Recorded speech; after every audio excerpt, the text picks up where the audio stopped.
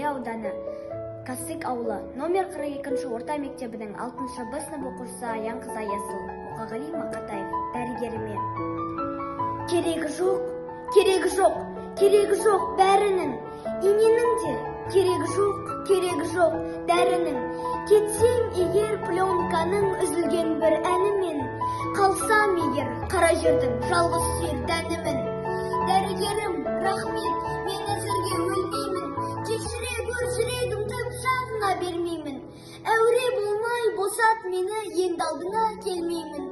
Керегі жоқ, пышақтауға көнбеймін.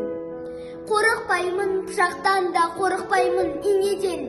Ине түгіл бұл жүректі найзадағы түйреген. Құпиямды білесің ғой, мен сондықтан именем. Кешір мені, кетем ертең үйге мен. Бауыр ісіп, бас айналып, бойда қаным тасыған. Бәріне өзім кінәлімін, оның несін жасырам. Көп нәрсеге қуанамда, көп нәрсеге ашынам. Ғылымға да, өзіңе де рахмет, бас ұрам.